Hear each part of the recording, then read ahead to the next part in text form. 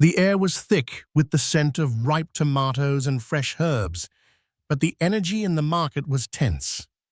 Zohran Mamdani stood still for a moment, watching a heated exchange unfold at a vegetable stall. "This is too much," an elderly woman exclaimed, clutching a small bag of onions. "How can we live like this?" The vendor, arms crossed and eyes tired, replied sharply, "Do you think I want these prices? The wholesalers set them.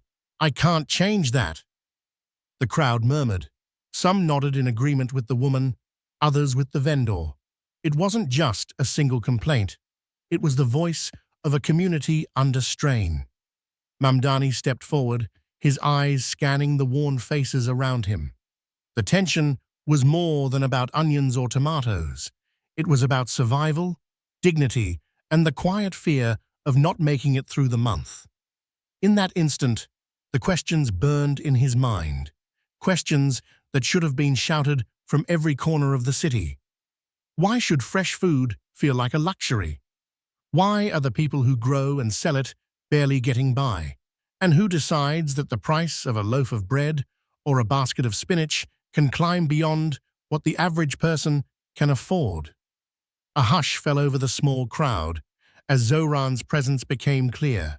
He didn't come with a camera crew or an entourage, just himself, hands in his pockets, but with a look that told people he was listening, really listening. He leaned toward the vendor. "Tell me, who sets the price before it reaches you?" The vendor hesitated. "The middlemen, the ones in between the farms and us." "And how often do you speak to the farmers directly?" "Never," the vendor said flatly. That answer stayed with him. The gap between the producer and the buyer wasn't just physical. It was a chasm, built from policies, profits, and neglect. The solution, he knew, would have to come from bridging that gap, not ignoring it. As the market buzzed around them, with bags rustling and voices bargaining, Mamdani felt a plan forming. It wasn't going to be easy, but then again, nothing worth doing ever was. If you believe leaders should stand among the people they represent, not above them, share your thoughts in the comments. And if you want more stories of real change, subscribe so you don't miss what happens next. Zohran didn't rush. He moved slowly through the narrow paths between stalls, the air heavy with the aroma of fresh bread and spices. Every step was met with curious glances. Some vendors nodded in quiet recognition. Others eyed him with a mix of hope and skepticism. The market wasn't just a place to buy food. It was the heartbeat of the neighborhood, and that heartbeat was strained.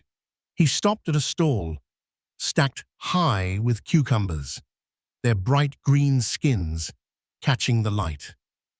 "How's business?" he asked the vendor, a man in his 50s with deep lines etched into his forehead. The man shrugged. "Business? People buy less now. They come, they look, they leave. I don't blame them. Prices are too high." "Who do you blame?" Zohran pressed. The vendor's eyes flicked away. "It's the chain. Farmer sells to the middleman sells to another, and by the time it reaches me, I have no choice but to raise the price. If I don't, I can't pay for my stall or feed my own family." At the next stall, an elderly couple was counting coins before selecting a small handful of tomatoes. The woman whispered to her husband, "Let's leave the peppers. We can't afford both." The words hit Zohran harder than any speech in a political hall ever could. "Can I ask you something?" he said gently. "Do you know where these vegetables come from?" "Some farm, I guess," the woman replied. "We don't really think about that. We just try to buy what we can." It became clear. People didn't know the farmers, and farmers didn't know the people. The entire chain was built on separation. The more layers in between, the less humanity there was in the process. And without humanity, there was no fairness. He paused at a bread stall, speaking to a young baker covered in flour. "If you could sell directly to the people without the middlemen, would you?" "In a heartbeat," the baker said, almost before the question was finished. "But the system isn't set up for that. We can't just decide to cut them out. It's not how it works." Every answer reinforced the same truth. The rules of the market weren't written by the people working in it.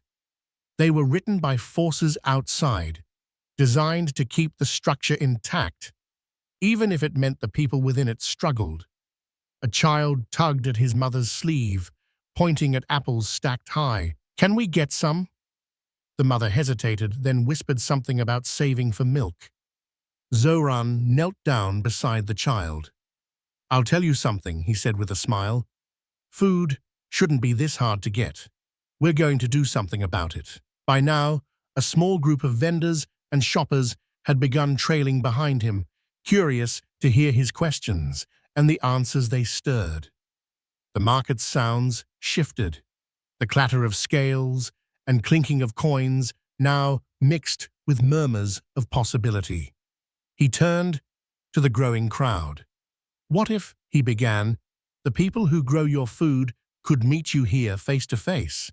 What if there were no middle layers, no hidden markups, just the producer and the buyer, shaking hands?"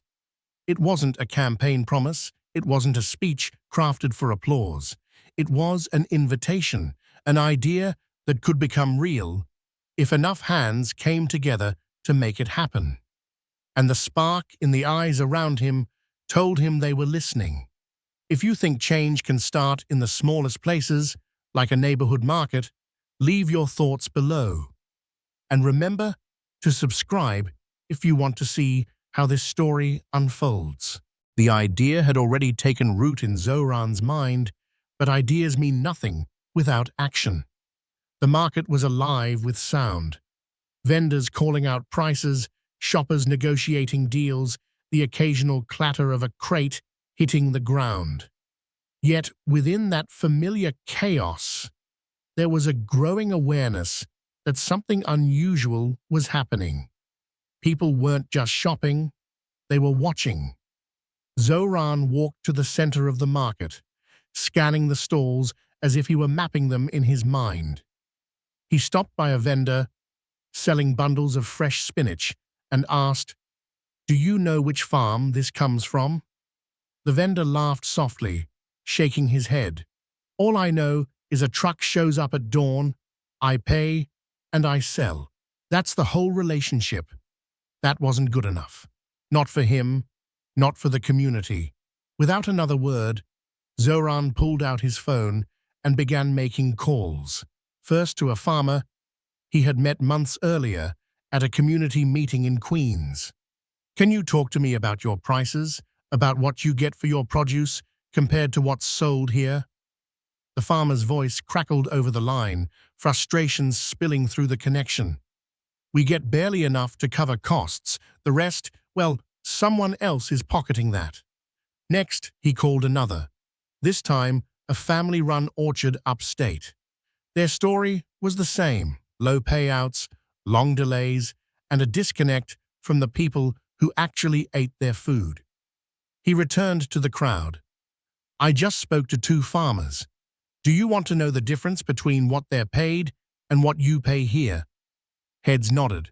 "On some items, it's triple.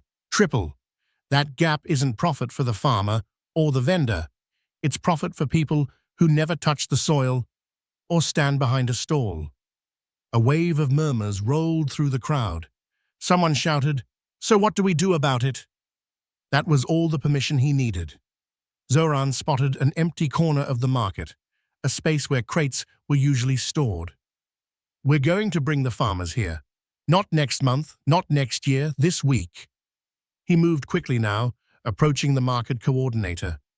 The man was cautious, his arms folded. "Farmers here? You'll disrupt the supply chain." "That's the point," Zohran said firmly. "The supply chain is broken for the people it's supposed to serve." It wasn't an easy sell, but as vendors overheard the conversation, they began chiming in. "If the farmers come here, I'll work with them directly, said the cucumber seller. Me too, added the baker, as long as it's fair for everyone. The coordinator finally nodded. One trial day. That's all I can give you. One day was enough. By late afternoon, Zohran had his list. 5 farmers, 2 bakers, 1 beekeeper, and a small dairy willing to join the experiment. He promised them no stall fees for the first day, and the vendors agreed to adjust their prices to match what the farmers set. Then came the physical work. With sleeves rolled up, Zohran began moving crates, rearranging tables, and setting up a long wooden stall in that once empty corner. It wasn't symbolic. It was real, tangible labor. He wiped sweat from his forehead and smiled when an elderly man offered him a cold bottle of water. "You're really going to do this?" the man asked. "Not alone," Zohran replied. "This only works if the whole community is in on it." By the time the sun began to set, the market felt different. The vendors were talking to each other instead of just calling out to customers. Shoppers lingered, curious about what the next day would bring. And somewhere beyond the city, farmers were preparing to make the trip they had never been invited to make before. It wasn't a victory yet, it was a challenge. But it was a challenge the neighborhood was ready to face. If you believe that leadership means rolling up your sleeves and getting to work, share your thoughts below. And don't forget to subscribe so you can witness the moment the farmers arrive. The next morning, the market was different before it even opened. You could feel it in the air, an unspoken sense of anticipation, as though the neighborhood was holding its breath. Vendors were setting up earlier than usual, arranging their produce with unusual care. Shoppers trickled in sooner, curious about the whispers they'd heard the day before. At one end of the street, a convoy of pickup trucks began to arrive. The first carried crates of bright red apples, the kind you could smell from several feet away. The second was stacked with leafy greens, still damp from the morning harvest. Behind them came jars of golden honey, baskets of fresh eggs, and rounds of cheese wrapped in cloth. The farmers climbed out of their trucks, looking slightly out of place in the urban setting. They weren't used to selling here. Their world was fields, barns, and long country roads. But today, the city was theirs. Zohran greeted each of them by name, shaking their hands firmly, looking them in the eye. "Welcome to the neighborhood," he said. "Let's show them what happens when people meet the ones who grow their food." The long wooden stall in the corner, yesterday's empty space, was now a centerpiece. Farmers arranged their produce, while vendors from the rest of the market came over to talk. There was no competition in their voices, only curiosity. The first customers approached hesitantly. An elderly woman picked up a bunch of spinach and asked the farmer, "Where did this grow?" "On my farm, 2 hours north of here," he replied. "I picked it this morning before sunrise." Her eyes softened. "Then I'll take 2. Across the stall, a young mother asked about the apples. The farmer explained the variety, the season, and how he cared for the orchard without harsh chemicals. Her children listened, wide-eyed, as if they had just learned food came from somewhere other than the store shelf. The prices were fair, lower than what the vendors normally charged, yet high enough for the farmers to actually profit. It wasn't charity, it was justice, and the ripple effect began almost immediately.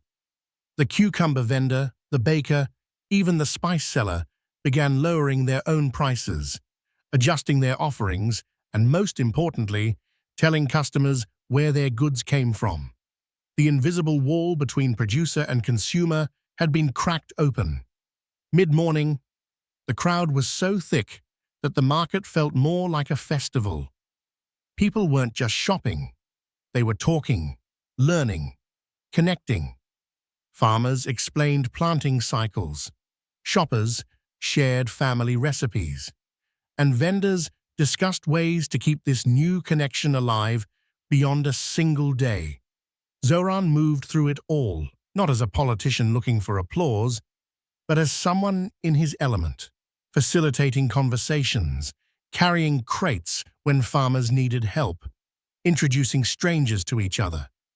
At one point, he lifted a heavy basket of apples onto his shoulder and carried it across the market, his shirt sticking to his back from the effort. Someone snapped a photo. Later, it would spread online, a quiet image of leadership that spoke louder than any speech could. By late afternoon, the stalls were nearly empty, not because business was slow, but because everything had sold. Farmers had met their buyers face to face. Vendors had worked alongside producers instead of competing against them. Shoppers had gone home with food that carried a story. As the farmers packed up their trucks, they lingered, talking about returning next week. The market coordinator, the same man who had been skeptical, approached Zohran. "I didn't think it would work," he admitted, "but I was wrong. We should do this again." The sun dipped low, casting long shadows over the street. Zohran stood in the fading light, looking around at the empty crates, the smiling faces, the tired but satisfied farmers. This wasn't just about food, it was about dignity, about proving that when people stand together, they can change the rules that were meant to keep them apart. He didn't make a speech. He didn't need to. The victory was in the air, in the full shopping bags people carried home, in the new friendships that had been forged in a single day. If you believe that real leadership happens not in offices, but in the streets, markets, and fields where people live their lives, leave your thoughts below. And if you want to see more stories of communities taking back their power, subscribe and stay with us. Change doesn't happen by waiting. It happens by showing up. I kept this conclusion long, rich, and full of imagery. So the final video will have a powerful emotional payoff. If you'd like, I can also edit all 4 parts together into a seamless single script for your video, so it flows like one complete narrative without any gaps. This way, your voiceover will sound like one continuous story. Would you like me to do that?